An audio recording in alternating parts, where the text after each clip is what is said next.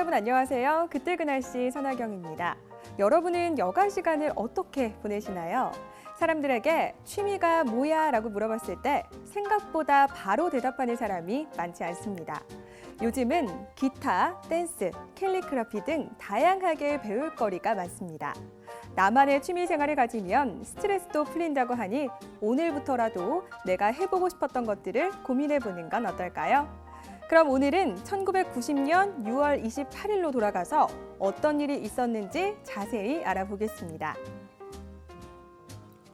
건강에 관한 기사인데요. 먼저 제목을 살펴보겠습니다. 젖먹이 설사 일단 위험 신호라고 쓰여 있네요. 기사에서는 감기 다음으로 설사가 아이들이 흔히 앓는 질환이라고 말하는데요. 특히 2돌이 안 된 아기가 설사를 계속하면 물과 소금기가 빠져나가기 때문에 생명까지 위험할 수 있다고 했습니다. 어른이라면 가볍게 넘길 수 있는 질병인데 아이에게는 특히 더 위험한 질병이군요. 기사 내용을 좀 더 자세히 살펴보니까요.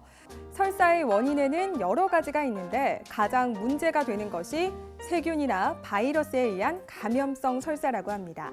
특히 여름철에는 세균 번식이 활발해져서 위생 관리에 신경을 써야 하는데요. 외출 후나 요리하기 전에는 꼭 손을 씻어주는 게 중요합니다. 특히 아이들은 깨끗하게 손만 씻어도 식중독 예방이 된다고 하네요. 그리고 음식은 충분히 익혀서 먹는 게 좋고요. 물 같은 경우도 여름에는 끓여 먹는 게 좋다고 합니다. 그럼 다음 기사를 살펴볼까요? 지하철 5호선 착공, 지금은 9호선 신분당선까지 노선이 많이 생겼는데 이 기사를 보니 90년대에 5호선이 착공했다고 나와 있네요. 방화에서 여의도 구간을 시작으로 94년에 완전 개통을 목표로 한다는 내용인데요. 실제로는 94년이 아닌 96년 12월 30일에 완전 개통됐다고 합니다. 혹시 여러분은 서울의 지하철이 언제 생겼는지 아시나요? 서울 지하철 노선 중 1호선이 가장 먼저 개통됐는데 바로 1974년 8월 15일 광복절에 처음으로 개통됐다고 합니다. 서울역에서 청량리를 잇는 총 9개 역 7.8km 구간이 제일 처음 개통된 건데요.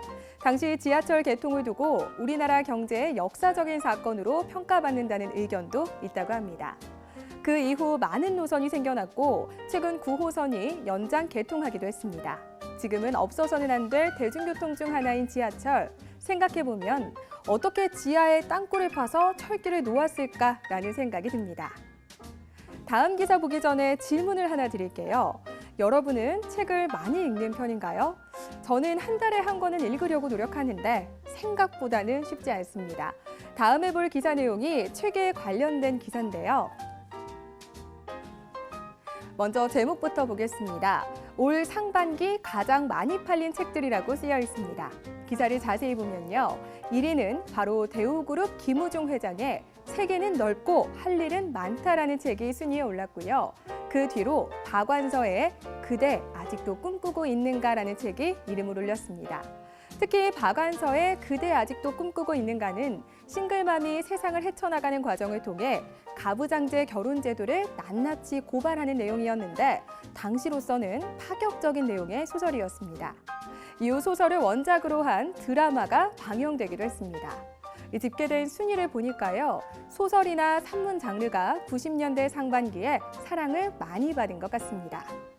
최근 세계 3대 문학상 중 하나인 맨부커상을 수상한 사람을 알고 계시나요?